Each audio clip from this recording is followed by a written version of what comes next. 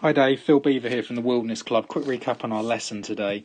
So from down the lines were pretty good. Club was, on line going back. Club face was good, matches the spine, dropped inside nicely, coming into the ball, pretty much at a good angle, and then it just got a little bit messed up coming into that last sort of 8 to 10 inches into the ball where your perception of release is incorrect. So I'm just going to show you that here. So first thing we did change was a pivot or a turn. If we watch your right knee or left knee here, sorry, you can see it wants to move actually this direction out to the left to start. So that really resists your lower half turning at that same stage there. If we look at Robert as he comes back to the same position as you, you're going to see here now this hip. He's going to keep turning that hip massively. Sorry, his right hip, not his left hip, sorry. So if we look at that left hip, we can see now that's angled away from him, which is great. So he's got a nice big deep turn, and that knee's moved inwards, where with yours it moves out and then comes in now, but it's just a bit late, and that's what gets you that long looking swing.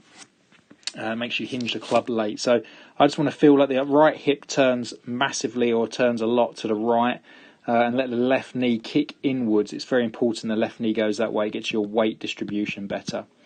The important part of the jigsaw was this was pretty good. Okay, coming down here, you can see you're just starting to, you create loads of lag coming down here, very strong at that stage there. If we look at Robert at that same stage where his arm's down, you can see you two have got the same amount of hinge in the wrists as each other. But this is where you just start to lose it, Dave, and that's because you're starting to throw it away, where your perception of sort of getting the ball up in the air is more of a scoop. And we can see that there. The shaft is not really in front of the ball. If anything, it's dead straight.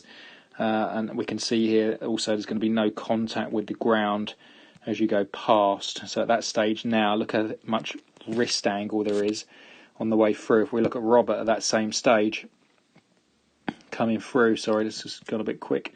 Coming down now, loads of lean still. Look at it when he makes contact. Look at the shaft, long way ahead.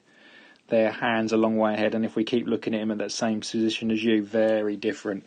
Left arm and clubs, nice one straight line. You can see yours is, your angles are not quite the same. You can see your left arm is so there, and then the shaft is that way. So you're flicking it to get it up in the air as opposed to crunching down on it. And the key, what we're looking for really, is the handle of the club, or the butt of the club rises as the club face releases. Is key. We don't release it with the forearms, we just release it with the hands, so the club's still coming in. But if you look at him at this stage here, look how straight them arms are for impact, and look at yours at that same stage there. You can see your left arm's collapse. So we're trying to get the arms in that nice straight position. We're trying to keep the club head swinging out to the right. We can see there, look how quickly that club has gone to the left of your body at that same stage there. We can see that there quite drastically, that it's gone behind you again with Robert. That club is staying out to the right for as long as possible. So I'll send you some other drills to do, but work on that for me and we'll see some big changes. Thank you.